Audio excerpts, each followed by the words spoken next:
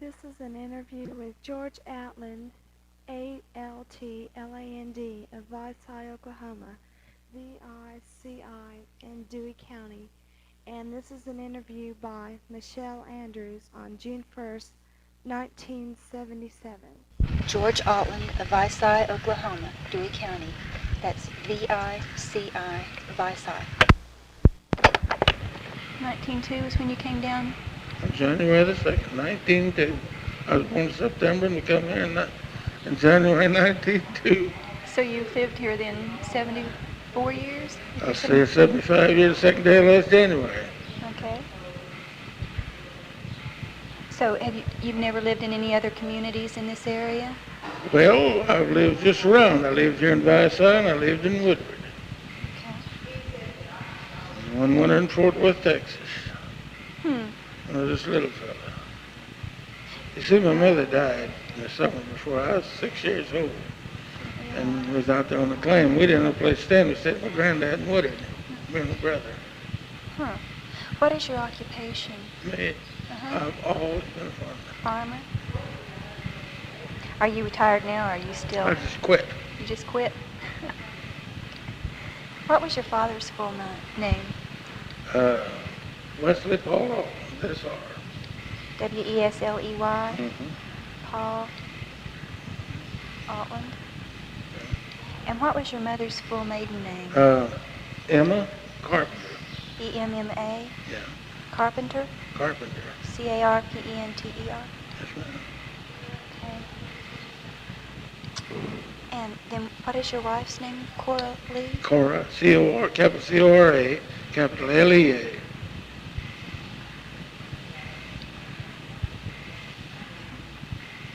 You say you came here in 1902 after you were born in Sterling, Kansas? What? You're just a rural, did your folks They homesteaded. Homesteaded? The whole bunch now. Up there was thrashing wheat. And they had opened this up in 89, see, that up there in Woody County, Cherokee Strip. They had opened that up in 89, and nobody filed on that land out there.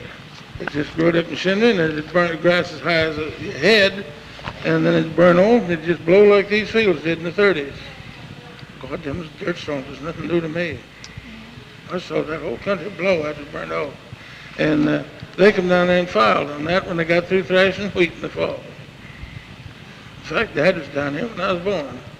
The whole bunch got on a train, and when they found out that thrashing crew was going, every thrashing crew in the country come with them. Yeah, one fella came down there by the name of Boggs. He was a bachelor. He was Dutchman. And he filed over there just north of where I live. And he just bought him a pair of ponies and he stayed there. And when he went to Woodard to prove up his place, he never came back. He sold his team and got a trailer back to highway. Oh, just to cut out, huh? And that son of a gun paid the taxes on that place and has still got it. He died here a few years ago, but he paid the taxes on that place, still got it, and never got a dime's rent out of it 3 years ago. Heavens, just let it sit there all that time? Let it sit there all the time, never leased it for oil even. That's pretty strange. Well, do you live on the same property that your family homesteaded? What happened to that? Well, it's just out there in a big pasture. Somebody else has it now then? The old dugout hole's still there. Is that what you lived in when you first The came? dugout. Do you, The bank. do you remember living in it? I remember it, that's all. What, your folks build another kind of house? Well, we moved down on Granddad's place. Dad traded for it too. And it had a little house about 14 by 16 on it. And that's where my mother died. We got sick with typhoid fever and died When was that? in 1907. Oh, so you were just about 6 years old then. I was 6 in September after she died. Was that just a little frame house or? Well, it was just a little 14 by 16 frame house, beautiful little thing. They finally moved it up here to a filling station. It burned up. Whereabouts was that farm? From Vicey? Well, now, let me tell you. It was to the third section line north, and it's 5.5, it's 6 miles to that corner. Now, just wait a minute, I'll count this out. It's 6 miles to the corner west of there. It's 7 miles to the Haney. It's 8 miles west. You'd say 3 north and 8 west, and a quarter mile north of the homestead. And whereabouts do you live now? I live on the 36th line north and 3.5 west, or 5.5 west. So almost the same place. Well, just 3 miles. Yeah. Does anybody in your family own that land, or No, you just sold it I off haven't to? for years. Oh, it's sold for taxes 2 or 3 times. All that country out there. I seen them all come in there and ply it up. I saw it all blow away. I saw them sow it back to grass. And I'm not going to say this like I do most of the time. I'm going to leave a little blank there. Sprayed that chimney. Then they killed the grass, and I got it's going to blow away again. But they're making an oil field out of it, and that is some promise. Some promise from the oil then. Yeah, there's no oil well on my granddad's homestead. How do you feel about that? Kind of wish you still had it? Yes. But I've got one on my place. So You do. on the place I did have. I sold it and kept the royalty. Yeah. Sold half of it to my daughter and half of it to my son-in-law. I didn't think either one of them would make enough money to ever buy them for him, so I sold mine. Who is your daughter? Donna. And Gene is my son. George Altland? Yeah, I know Jean. Well, don't you know Donna? I don't believe. What's her last name? Well, she married Jackson. She's been married now for about 20 years. No, I don't She was think so. gone before you. Why do you, Maybe- little kid maybe down so. come on, go by so long. Yeah, probably so. Well, you've been around quite a while. I've been here that long. What made you stick it out through the Dust Bowl days when it was all blowing away? Money. Money? Were you getting along pretty good then? There was no money. Oh, I had good credit in the state. so you just went ahead and stayed rather than leaving, huh? Well, sure, there's no place to go. No, sir. After I bought that farm, we've had it 32 years. And 33 years. After I bought that farm, I'd come to clean it up. Somebody'd come along. You want to know this? Somebody'd come along. Well, what did it take for that? I'll give you so much. Well, gosh, it's a great big profit, you know. According to me, get in the car and we'd go to Kansas, we'd go to Colorado, we'd go to New Mexico, we'd go down south. And every time I'd come back and drive along that haymaker, sale was off. You stuck I it in. wouldn't sell it. Over here in Georgia, did he know? Do what? What's going on with that? Oh, go west, that bunch over yonder. Don't bother me. And I just wouldn't sell it. I wouldn't sell it. Nobody would pay for it. Well, they say that Visai was established about 1911. It was. Now, I'll tell you what. When we lived out there, we traded at Harmon. Yeah. The other side was off down here on the side of the bank first. And then they moved it up right down south here. Down to section lines where Visai was the first time I seen it. A cyclone come along, blowed it away. What do you remember about the old Visai? Can you remember very much what it was I like? just remember that there was a blacksmith shop there and a grocery store. I was his dad and I was a kid buying brimcorn. And there was a horseback. Go down through them hills down there. And I rode with him for 2 or 3 days buying brimcorn. We bought for an outfit in Wichita, Kansas. And we was a horseback riding through them canyons buying brimcorn. And we came to Visai that one day. What was it like? They say that Visai moved on up where it is now because of the railroad. Yeah. Do you remember very much about the railroads or what? Well, I remember when they built it. Do you? Oh, yeah. Did you hang around and watch? No, we'd come back and forth to the store over there. We'd moved over closer to town. See, I did live out in Harmon, out there in that Cooley district. And then we'd come to Visai for our groceries, and I couldn't go by it. All them mule skinners out there on that railroad was what stopped me watching them. Mule skinners. How do you mean? Is that Well, they had a Fresno that they followed full of dirt. And they had 4 old lazy mules on it, and they was driving them. That's how they built the railroad, with mules. I didn't know that. Why? How'd they go about it? Just surveyed it out and figured out how to cut her and started right through. But don't you remember when they built 34 here? You don't. Why, they built it with mule teams. Oh, they did? Oh, yes, they built it with mules. They built 60 with mules. Well, about when was that? When they built 34, now I couldn't tell you just what year, but 60 was built about 35 years ago. Well, what did you mean when you said the Cooley district out there? Well, there was a couple of old maids came down here with that bunch and filed on the land out there. And there was Mrs. Cooley and Mrs. Blampede. And they run a store, and they called that Cooley. And they brought the broomcorn seed with them. They was all broomcorn raisers. They brought the broomcorn seed with them, and they raised the broomcorn in that Cooley district. Was the highest priced broomcorn in the country to make whisk brooms out of. They sold for about a quarter apiece, and they'd last you half a lifetime. I've got one that's over 35 years old. That's 45 years old now. My goodness. And it still will outsweep these new ones. And I saw them today, $1.49 in the store at Woodward, and you couldn't clean that hat with them, save your soul. Do you still use your old broomcorn whisk bin? Well, I happen to have enough good ones put away in a box when I was by after my dad died. I never wanted to do broomcorn, only raised it till after he died.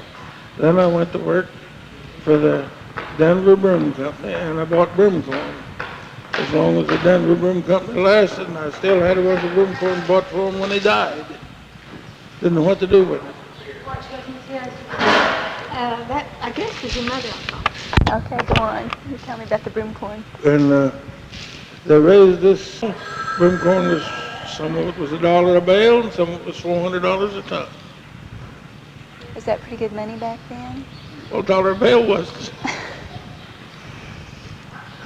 No, sir, I saw broomcorn brought in here and sold for $1 a bale. Delivered in Vassar. And I saw it bring $500 a ton. Do you know how to make a broom out of the broomcorn? No, but I saw him make them. You've seen them make them? Used to be an old man, made them right across the road from me out there. Oh, yeah? What was his name? Stevens. Billy Stevens. And I took a big armload of broomcorn down to him one time, the most beautiful stuff you ever saw. And Billy said, well, George, that's too good a broomcorn to make brooms out of. I said, Billy, I want good ones. Well, he said, that, I don't know how many brooms that'd cover, but he said, that's all to be put on the outside of brooms. I said, Bill, I want these made from the inside out with carpet corn. He said, boy, won't that be fun? What is carpet corn? Well, The same it's thing? what they used to sweep the carpets like that with. Oh. Well, you can take one of them and clean that carpet, sweeten it just as good as you can a vacuum cleaner. Is it really that stiff? It's not stiff. Well, how does it... It's the tip on it. What's that You like? see the broomcorn grew in a stem. You ever seen broomcorn? Mm-mm. Well, it's just a head like maize, only it's got fibers on it from this long. Some of it's that long, some of it's that long. Got a little short butt on it. And they take those fibers and make the brooms. Wrap them on that stick and turn them back to make the shoulders and everything. Oh, And this carpet corn was it was beautiful corn, all smooth and all round, and on the tip it had about a dozen little fibers that run back some of them run back that far. Just little kinky fibers. And those little kinky fibers is what cleans it. what cleans it all up? If I'd have thought about that, I could have brought one of the push brooms and showed you. Well, that would have been nice. I didn't know that you had any. There's a little bear box out there. People say that you've got a lot of antiques at your house. Oh, I'll tell you, hon. They're antiques to me, and to some fellows they're not antiques. I've got blacksmith tools my granddad made.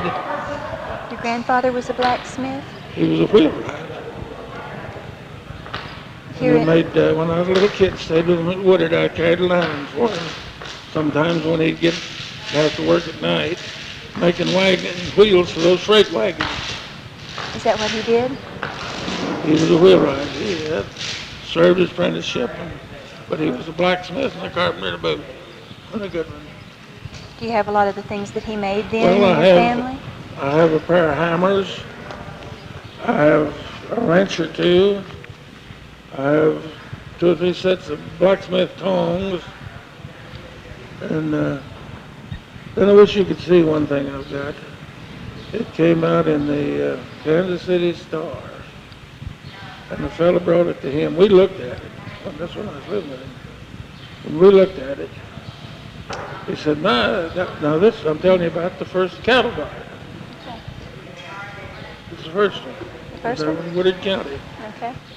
And so this fella came to Dad. He had an automobile, and he lived right south of Woodard where they put in that last shopping center. That was the farm. And right there where the entrance is, it was just a little further west down the knob, the house sat. He had Granddad make him one of these cattle guards. And Granddad made it 1 inch to the foot. It's 18 inches high, it's 18 inches wide. Oh, it's 16 inches wide. And the gates, 2 gates set in there like this.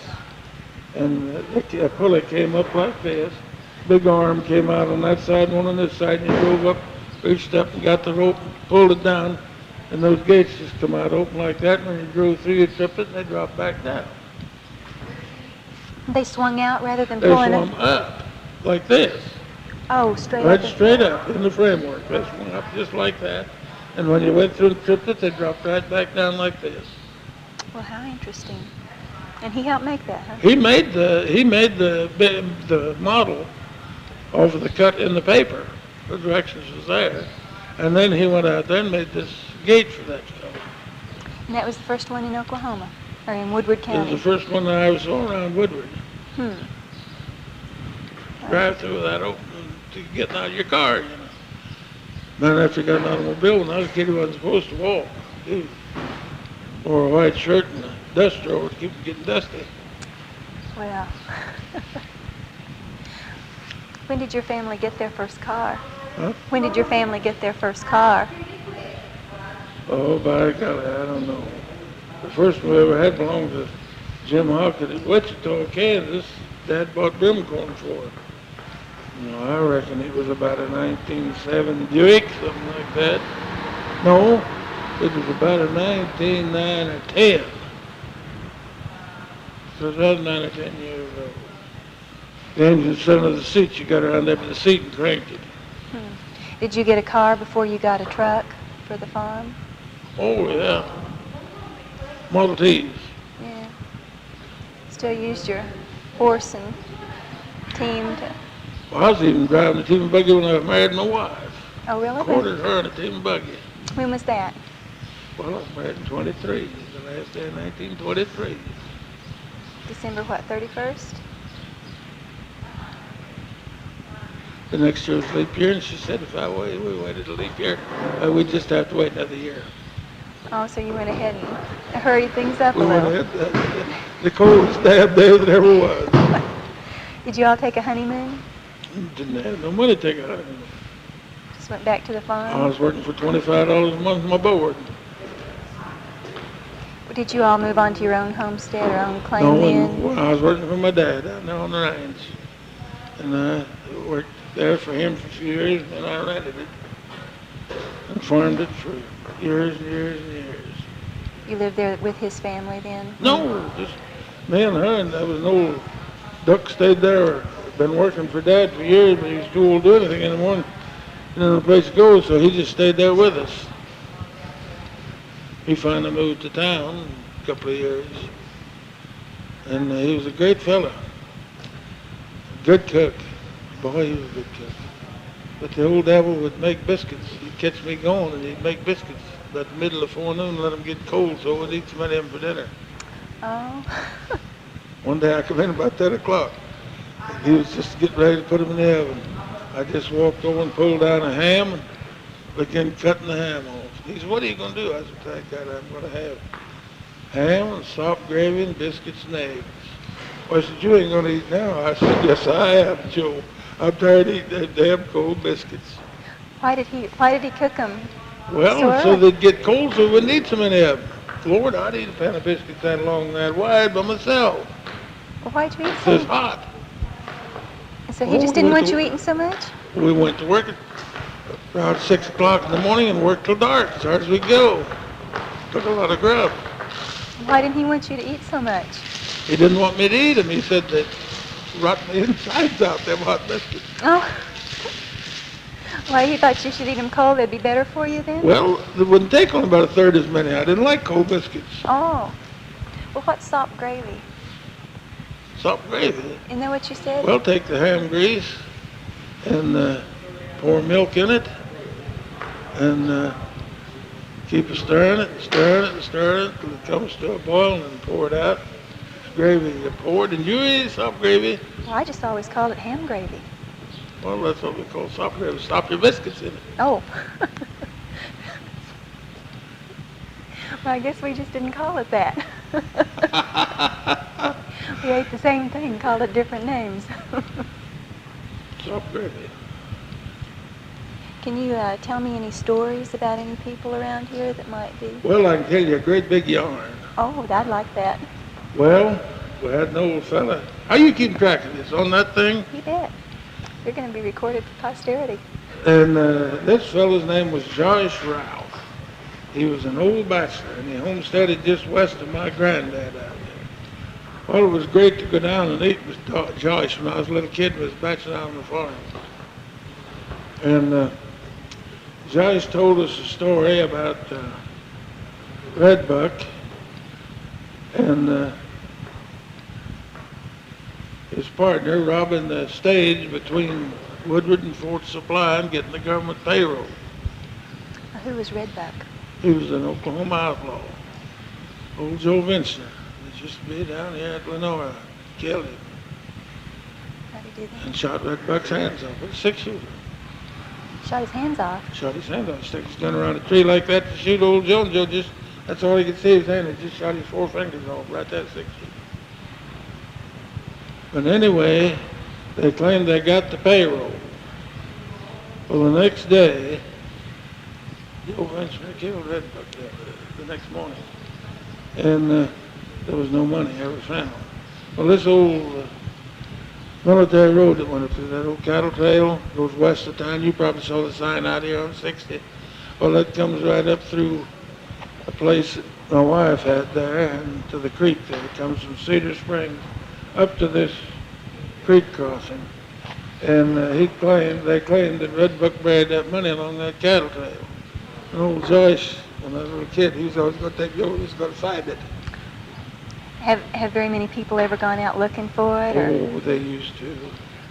I've got a friend that's coming out from Texas someday.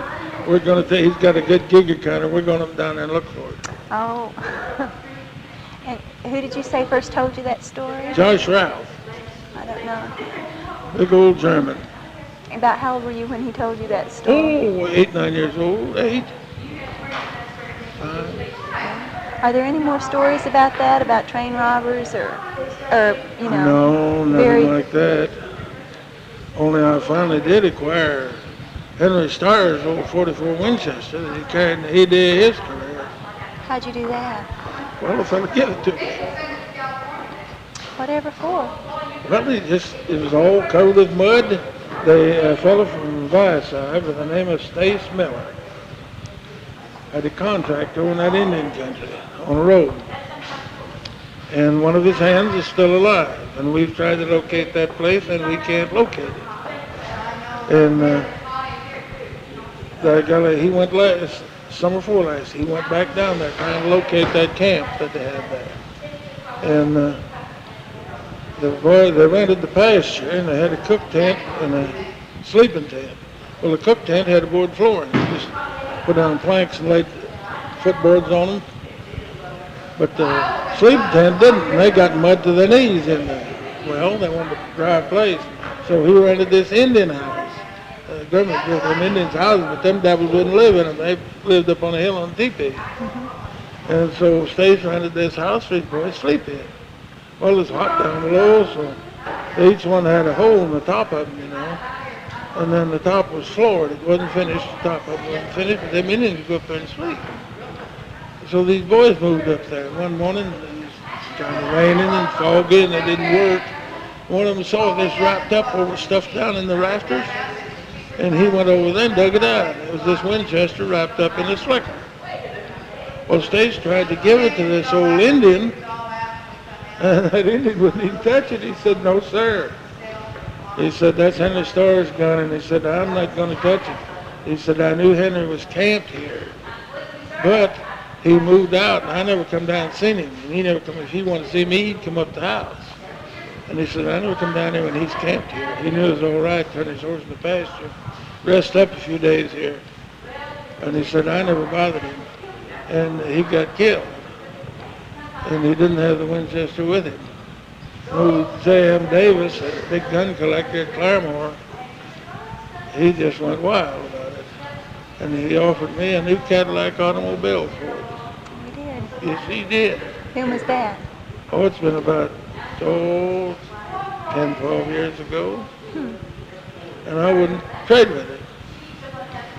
Hang on to it. Well, who exactly was Henry Starr? He was an Oklahoma outlaw. You've heard of Bell Star. Yeah. What's her brother? Oh, it was? Well, I didn't know he was an outlaw, too. Oh, yeah, he was the bad hombre. That was what they called him? Yeah, Henry Starr was his name. Do you remember what he did exactly that made him... Oh, he robbed banks and he robbed trains and he raised hell all over the country. Somebody was telling me the other day that they thought Billy the Kid had been out in this area, you know, and maybe... He may have been, but that was before my time. Yeah. They said they thought he knew Green Usser that used to live out Right here. down here. Yeah, a rancher. Well, now, he might have hit Green Ushers to get some horses because he had the finest horses that there was. What kind of horses did he have? Well, it was just broncs bred up, and he had some of the finest Appalachians that you ever saw. And there was, you see, this down here was horse ranches, and that up there was cattle country. Now, where I am is the headquarters for the Moat and Staley Cattle Company. You can take the old maps, and it's marked Moat and Staley Cattle Company. They're standing in Moat out of Wick. But I'm living right 100 yards from where Dick Staley had his headquarters. There's a post that was set out there when J.S. Staley's name and date is carved on it. Oh, there he is. I'm going to take the post and so out, but as much of them put it down in my museum. Have you got a museum then? Oh, yeah. Well, I didn't know that. Down in my basement. Oh, where all your collectibles are? Yeah. Oh, I've got all kinds of collectibles. Well, I know that you have been collecting barbed wire. That's what my folks mentioned to me. How'd you get started doing Well, the that? folks bought me about 50 wires for my birthday. Or Christmas, I don't know which. Well, the fellow that bought them, Mom and me, started collecting barbed wire. And we went to Colby, Kansas, and La Crosse, Kansas. And we went to Snyder, Texas. And we went east, and we went south. And we traded wire with fellows. Some of that wire over there came from Australia. Some of it came from Illinois. Some Nebraska, Kansas, Colorado, Arkansas. What made you want to collect barbed wire? Oh, it just fascinated me. I built fence all my life. I didn't know that there was any difference in barbed wire. Can you tell me? Yes, ma'am. I never brought that book. What was that? Well, there's a fella out here, a fella named Jack Glover at Sunset, Texas. And he's kind of a half outlaw and half Indian and something else. I don't know. Maybe he's part Spanish. He's a character. And he's got a long mustache and long hair. He chews tobacco and lets it run down the corner of his mouth just for the effect. The Oh. auto truck, you know. Does he really do that? Yeah. You're not just telling me something. No, I'm telling you about Jack Glover. No. And if you put that in there about him chewing that tobacco just for the, let it run down to the effect, I'll sure as hell cut down the paper and send it. And we have a time. And he printed these books. He went to Washington, D.C., and he takes the patent. They patented that way. He takes the man's name and everything, and he gets a photostatic copy of it, and brings it back and puts it in his book and puts a number on it. I'll show you pretty soon over there on the numbers. There's a lot of numbers. But where I made the big mistake, and where everybody makes a mistake collecting, they should either have it in a ledger, or they should have it right on it, where they got it, and the date they got it, and the man's name they got it from. Oh, because you don't remember all that. Oh no, you can't remember where you got 500 different barbed wires. Is that how many you've got? I've got 500. It looks like a lot more hanging over there on the wall than that. Well, some of those got 55 on, some of them's got 40. Barbs, you mean? Pieces of wire. And but that barbed wire collecting is something. We go to that Kansas. The Oklahoma Association went good for about 4 or 5 years, and then they just piddled around. But the Kansas Association has held good, and they never paid any attention when they turned their printing in this year, and they had it on Mother's Day. Well, there was 3 of the board members of the Kansas Barbed Wire Association had grandkids coming, and they all had to go. And they just left a couple of the board members there to run the show, and there wasn't too many there. But I have seen as high as 3,500 barbed wire traders gathered at one time. Good heavens, I didn't know it was that big. They was there from California, they was there from New York, they was there from Wisconsin, they was there from everywhere in the world. Wow, that's something. And I've seen barbed wire sell for 5 cents a stick. I've seen it sell for $400. An 18-inch piece of barbed wire brings $500. Dodge Star. About how many years ago did you start collecting? It's been 8, 9. I think I've been to La Crosse 7 times. We got started a couple of years after they started. I was wondering, are there any ghost stories about Dewey County or Woodward County? Ghost stories? Did you ever tell ghost stories about anything happening out around here when you were a young boy? Kids ghost stories. Did you? You remember Just any? make them up as I went, you know. You remember any of them you told? Well, I'll tell you, it's not really a ghost story, but I can tell you the best story of my daughter that you ever heard of a kid. Okay. She had brown hair, black eyes, a little blacker than yours. Hey, golly, she's going to Stillwater school. And up come a class, and here come this genealogy in today. Well, when she was a little kid, she had yellow curls. And she's just a little thing, and when we run across that genealogy someplace, she wanted to read it to her. She wanted to know all about her ancestors. And I told her, all right, I'll just read it to you. Get up here. That way you won't be in anything while I'm reading. So I read, about this night and that night, and cousin so-and-so, and when they come from, the Dudleys, and all them on the English side. If you ever read one of them English genealogies, well, it tells all about the Dudleys. Well, that's where we come from, was the branch of the Dudleys. And same as Queen Victoria of England. And I was reading along there, and this knight, I forget what his name was beheaded. He done something, fooled somebody's wife or something, I don't know what. And they beheaded him. And when I got through that, I just read right on. Knight, Sir so-and-so was beheaded for stealing horses, and went right on reading. Read it to her. Never told her the difference.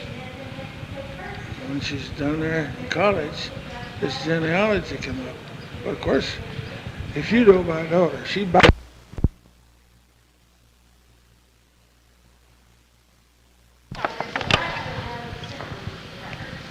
There we go. and if you know her, well, you know that you found out most of it. Well, she bounced right up and told him, yes, her dad had his genealogy run back Queen Victoria of England. Well, do you know any highlights of it, they said? Well, she said, yes, I do. One of the knights was beheaded for stealing horses. Well, you reckon you could get a copy of it and bring down here for this class to look at? Well, she says, I can get the original. One of the original. She come home and she read that. That wasn't in there. Stomped her foot and cussed just like a mule skinner. Says, what am I going to do? Get up before that class after I've told them that was in there. And there it's not in there. Well, I said, just tell them they don't know your dad. She took it back down that day, had to pick a fun at Oh, she believed that all those years. No telling how many other people she told that. I know. Were there many horse thieves around in this Oh, area? no. And there's always been cattle thieves. Yeah. There's yet. These fellows in town, driving Cadillacs and stuff, they go out at night and shoot these people's cattle and butcher them. And they still do that? Well, yes, they do it. Has it ever happened to you? Huh? Nobody's sure they didn't get the critter. It was across the creek. They shot one couple from Virginia last winter. Yeah, I've had cattle stolen. I had one going for about 3 months and come back with a big rope around his neck. Well, you brand them and stuff, don't you? But sure, but they don't make any for them. What can you do about it? Shoot them if you catch them. That's right. Has anybody ever been caught out here before? Oh, yeah, they give them a couple of years down in McAllister and then give them a state job. I had heard one time that there, long time ago, there was an anti-horse thieves association There was? pretty active out here. Did they ever do any Oh, I good or don't know scare that. anybody When I was a out? little bitty kid. Yeah. But they run them off. Oh, this fella steals cattle all the time.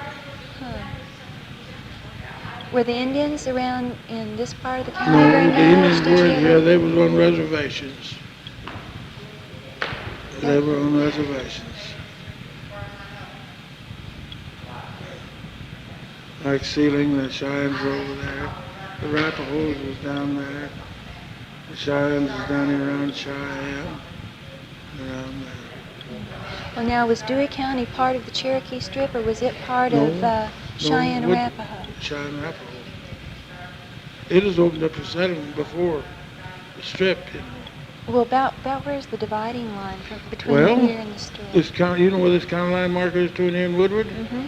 Well, that's it. Just what? That's just... That's the south side of the Cherokee's outlet, they called it. The settlers just put strip on there. They didn't call it outlet. Yeah. They just put strip on there. They called it Cherokee Strip. And so our county was open before that for settlement? I think this was, yeah, I believe this was down here open. They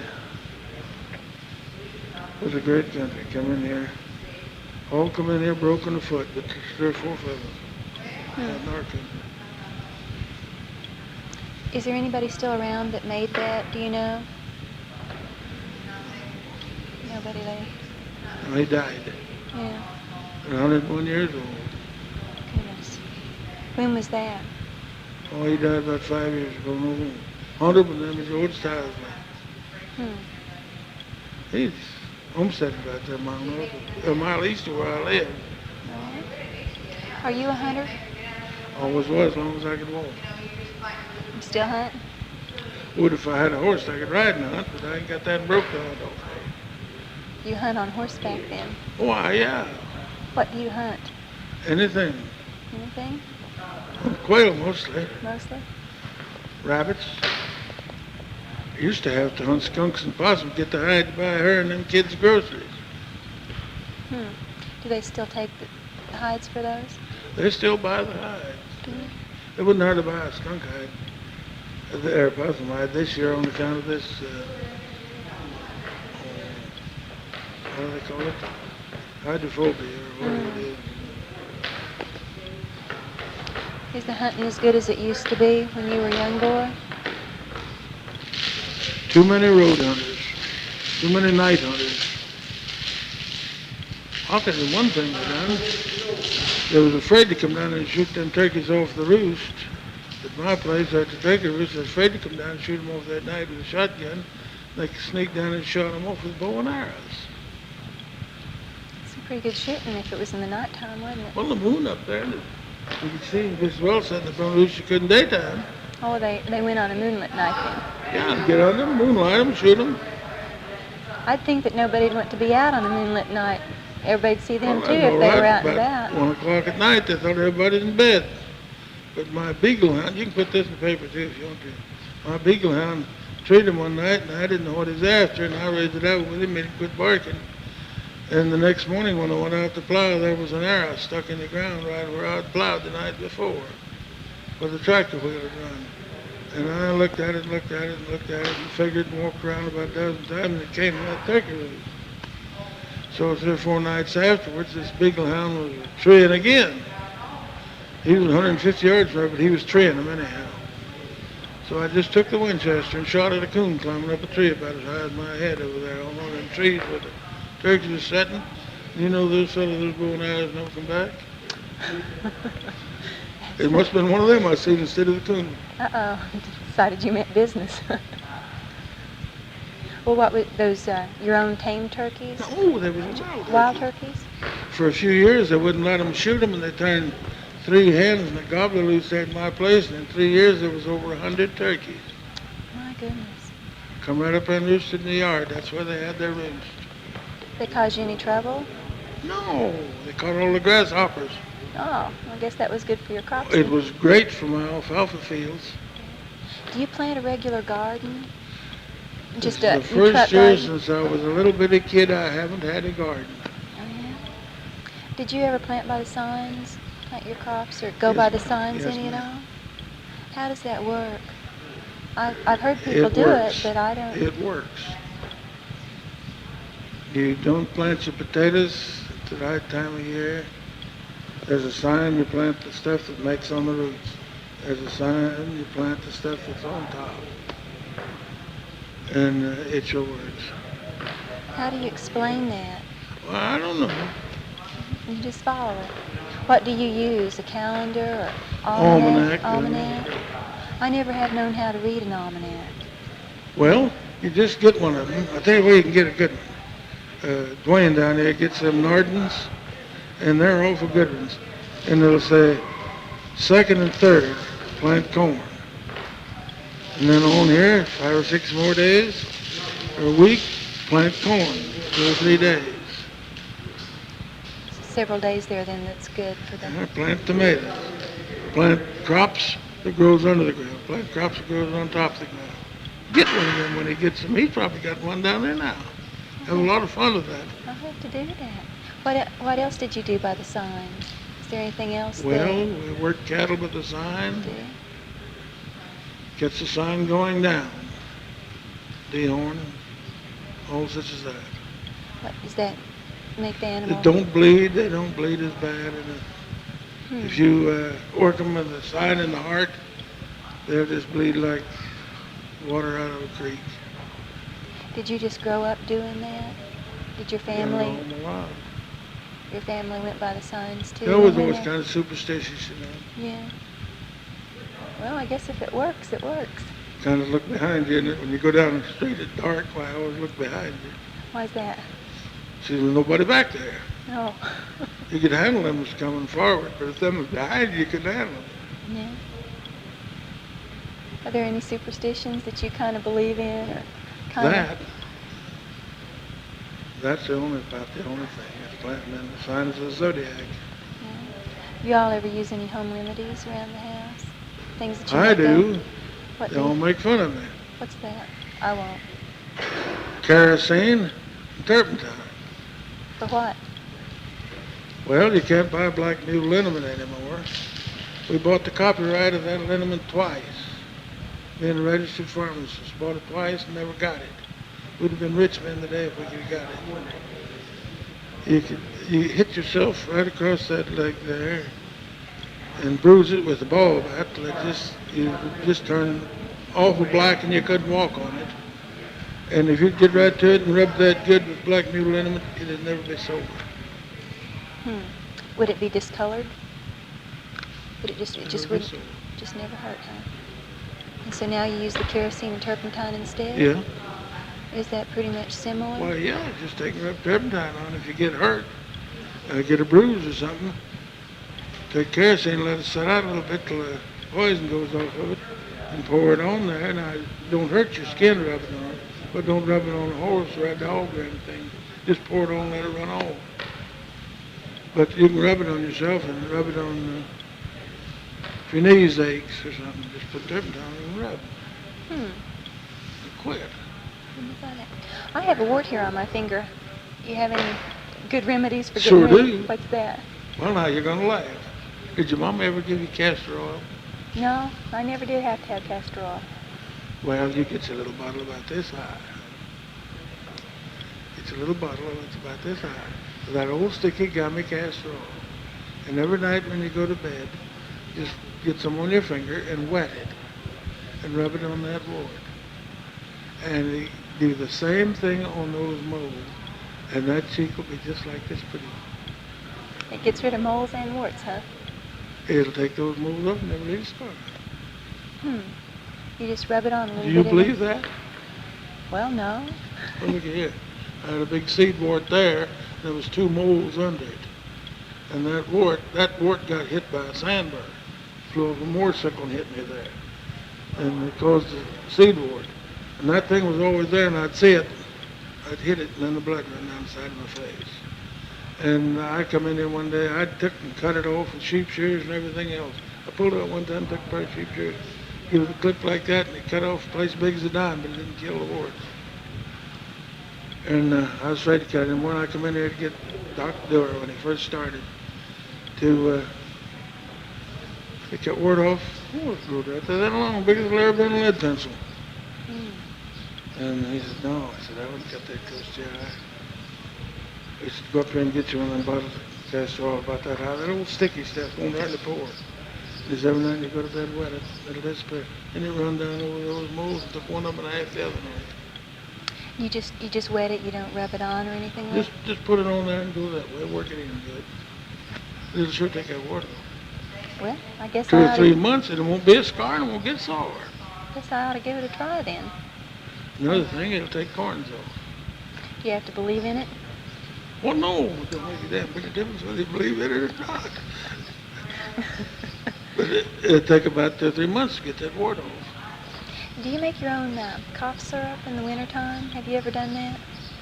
Oh, we used to mix pine tar and honey. Pine tar, what's that? Is that the stuff that It's seeps out of an extract of pine. the trees? Is that the, Well, you'd buy it at the drugstore and mix it with honey. And then they'd pour turpentine on sugar and take it. for cough? Yes, that'll stop you from coughing. I think so. I don't think I'd try that one. If you got a sore in your mouth, a cold sore, or anything like that, just wet your finger with turpentine, put it on, wet it 2 or 3 times, and that's the end of it. What about if you get a splinter in your hand or anything like that and can't get it out? Or Well, either cut it out or pull it out. you don't have anything for doing it less painfully? Well, it ain't painful if you do it fast enough. You must be tougher than I am. Well, just get hold of a pair of pincers and give it a yank. Yeah. I was thinking of something that would draw. Something like Well, the you only having thing cold. oh, you mean one way down in like the end of the locust on. Yeah. Well, the best thing in the world is a piece of fat meat. What, like fat off? Fat pork. Old fat salt pork. Or the fat piece out of bacon. This bacon you get now ain't much good.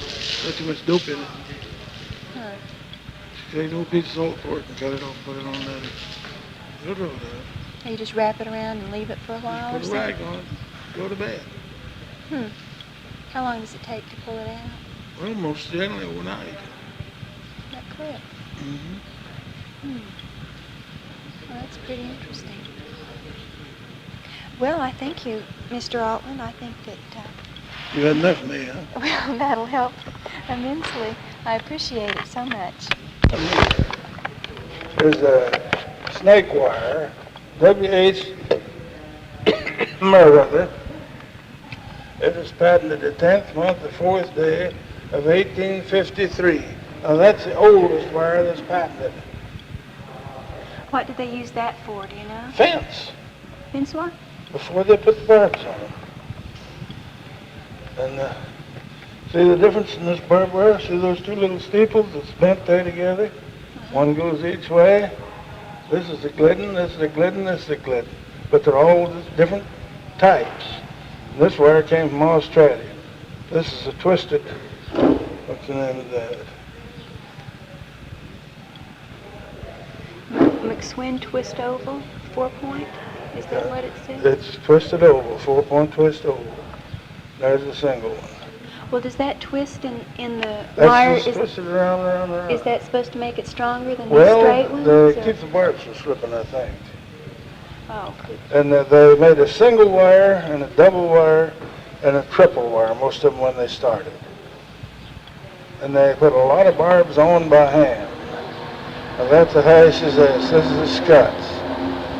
And this is a fake made by Judge Morris of Perryton, Texas. Nobody could get one of them. There's a patent on one of them, but nobody could get one, so Judge Morris, district judge of Perryton, Texas, made us each one. And then here is the 4-strand, see? And some of these, and there's a little bit of a rascal here, and it's a Rogers, and if you feel of that, it's flat between the barbs, see? It's flat between the barbs. Down into the barbs. Well, about when did they start bringing barbed wire out here and Well, fencing off? Were they, When they come here, they Were brought wire with them. did they?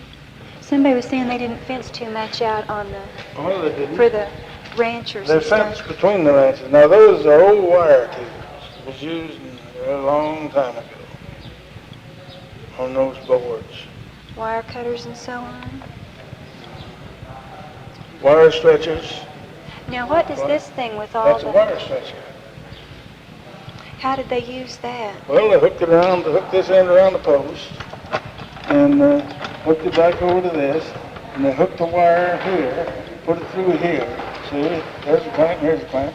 Then they worked that lever here back and forth this way. And one of them would reach out and get it, pull it up here.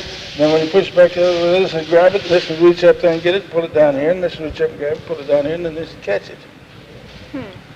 You took a whole rope and pulled it this way. Yeah, Well, that's the way that thing done it, just like your hand. it pulled it tighter than you could have done it by hand. Oh, pull it in two. Oh, goodness. And that's a wire splicer. Well, what's this little thing with the splay That's toes a on it? pair of pinchers, wire cutters, pullers, touch around the corner with, What are those splayed out points for? Is to that? hook around the post. Oh, See, I the one in here, there's a clamp there. You know, the wire would be in there, and you'd hook this around the post behind the stretcher. Stretch as tight as you could, and then when you want to steep it around the post, pull that around the post, and stand there and steep it, and you wouldn't hit your thumb. Well, that sounds like a good idea. Now here's this wire just along here. Now this one here, this sketch is made with a barb in the middle and the wire blocks. And those are the original wire blocks. Well, why did they put those wire blocks So in the there? stock could see them. Oh, and wouldn't run Oh, into. the Humane Society and the environmentalists was after them just because they commenced making it. What, they thought that it would hurt the cattle or something? Oh yeah, and they're they thought making it'd cut them all to pieces. Does it do that? Oh yeah, there's some wire cut it all to pieces. Any of this would. Now you see that there? There's the Scots. Scots. The Scots. Is that the guy, the name And of the guy? they're all different. Those Scots are all different. This is a put a stay on the fence with. Here's one with chain link fence, see? Over there, Orion, you know when you go to Enid, you know where Orion is? Go east of Chester there? No, That little old rock shop? Oh, yeah, I know where the rock shop Well, is. now just the next section north of there was two fellas come in there and filed, and they fenced each one of them quarters with 4 wires of that clear around them. 4 strands? 4 strands. And you see that in there? It's got 5 strands in it, and the barbs drop down both of them. This has got one big wire, 3 or 4 little ones. There's a single line square wire. There's one we made at the Diamond Show. Oh, you made them. I made it with a coffee grinder and a grindstone. A coffee grinder. Yeah, they took you know how they turned the coffee grinder. Yeah. Well, them little gears in there run, and there was a place you could take that one thing off. Now, they claimed that old bird that made that Glidden took an old coffee grinder to make his first barbs with. And they got a coffee grinder like he used and took it apart, and that way you could take that haywire and just make them barbs just like that. That's poked between the wires, isn't it? And then twisted. We string them on one wire, see? And then stretch them out. We made about 50 feet of it, 60. And then they cut it up and divided it up. Everybody got one. Now this one here is supposed to be a fake. I don't know what it is. And this is an English wire with these flags on it.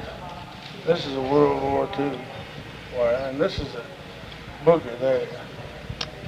Is that what it's called? No, I don't know, but it's a booger. And this is what's for hedge fences.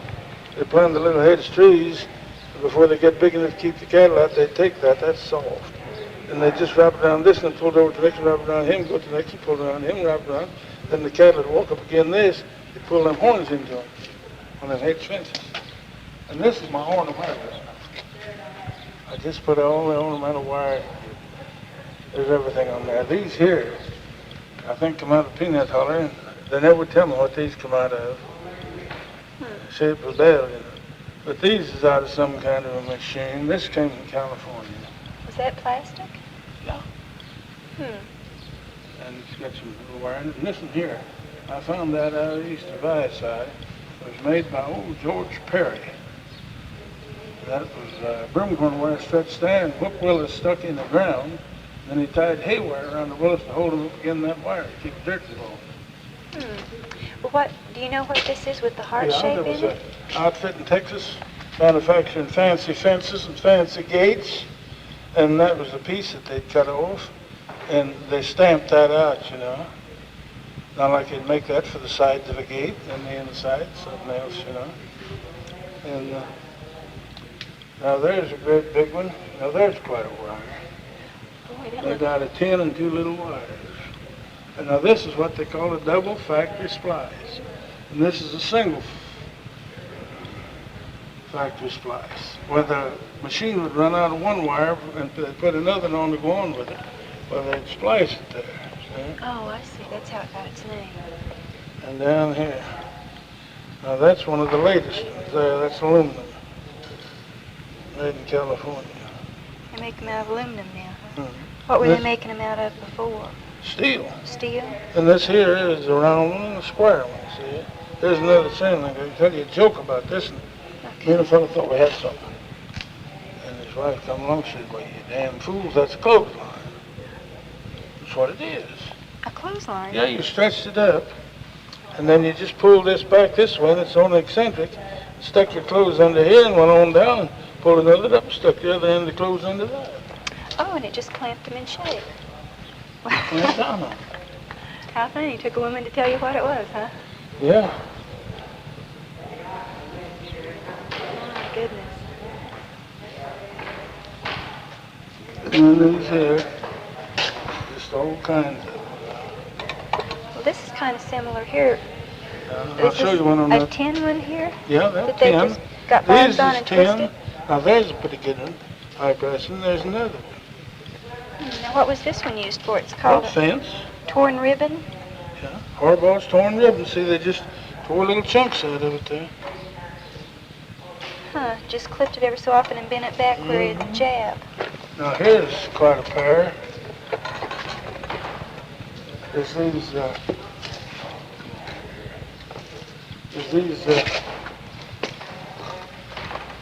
Scotch plate, see? Those barbs on both sides.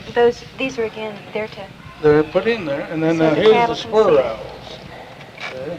oh, the little, This one here's twisted spur rowel, and this is a parallel spur rowel. This one's worth 50 cents, and that one's worth $15. now why is that? Because you can't find much of the parallel. Oh, the other's more common, huh? And that is a splice out of a Page hog wire fence. These came twisted from the factory, and then they just turned that in there. So, Oh, they use that around hog fences or something? you can't buy Page hog wire anymore. The company quit Oh. years ago. And now there's three. Just to look at them, they look alike, don't they? Yeah? Well, now you see this one here comes over and around, under and around. This one here goes the other way. Then this one here goes over and up through and out. I wonder why they did that. Well, they wanted to make a fence just near like the other fellows they could, get a patent on it, and so they couldn't infringe on their patent. See?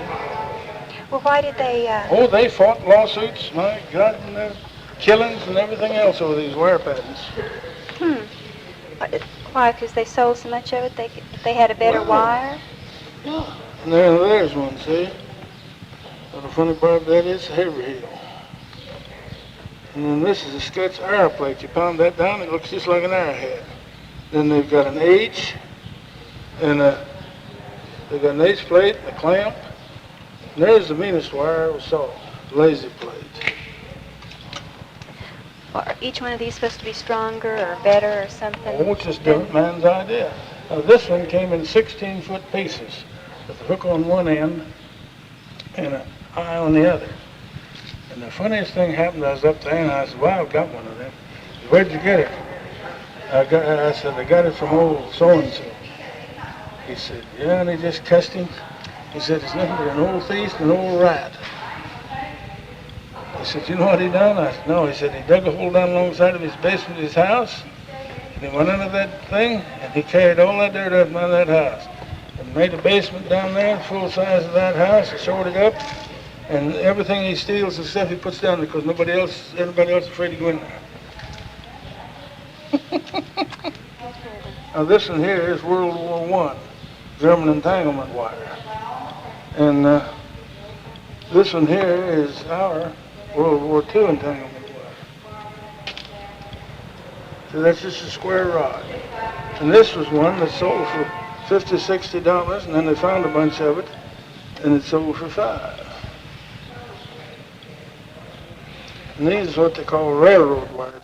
This is a continuation of the interview with George Altland, Altland, of Whiteside, Oklahoma, and that's in Dewey County, and this is an interview by Michelle Andrews on June 1st, 1977. And these are what they call railroad wires, these big ones. Now those are two square ones. This one's a square and round one. And this touched the wire, then they went along behind and put this on. Now this is what they call a necktie, see? Yeah, the way it's wrapped around there. And that's a rock saw wire. Saw rocks. What was this railroad wire used for? Fence railroad, like the sound effect come through there to keep the buffalo and stuff from going through. Were there many buffalo in this area? Oh, when they built that Santa Fe Railroad, there was. And there's one of the big ones they used in South Texas to fence cattlemen out of their fields. Yeah. They didn't have pinchers big enough to cut it. You know what they cut them farmers' fences with? Ball peen hammer and axe. Well, that's what, about a quarter of an inch thick or something? It's almost a quarter. And they've got one that's bigger than that. It's 5/16. And down here, well, the last one I acquired, down here. In this sheet.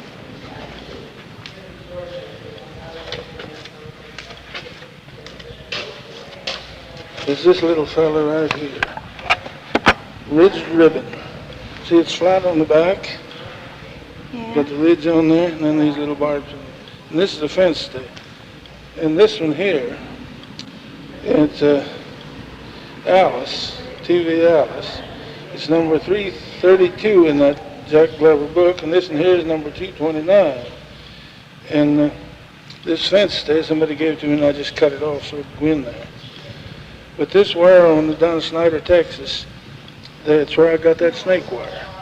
They was selling them, and they was rested as dickens for $80 a piece. And a fellow was out deer hunting in California, he found in Colorado, and he found a half mile of it up in the mountains. And he cut it up in 18-inch pieces, sold it for $2 and retired. Made that much off of it, huh? Mm-hmm. Now you see, this is a three-cornered gentleman.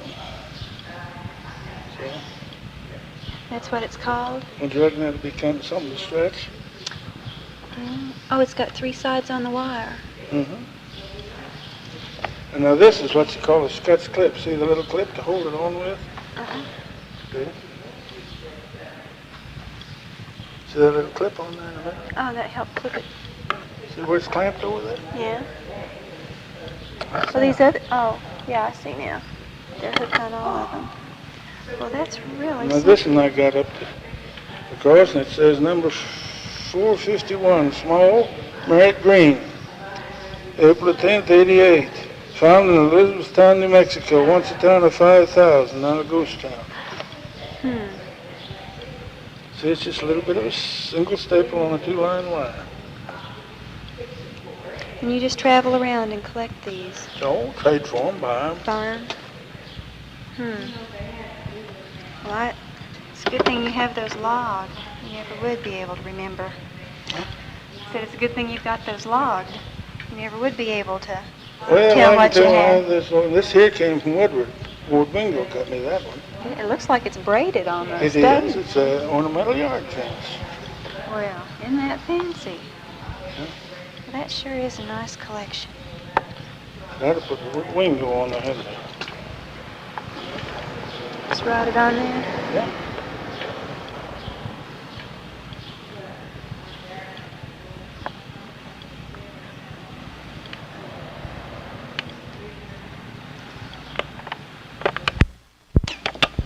June 1st, 1977, Michelle Andrews interviewing George Altland in Vici, Oklahoma. That's V-I-C-I, Vici.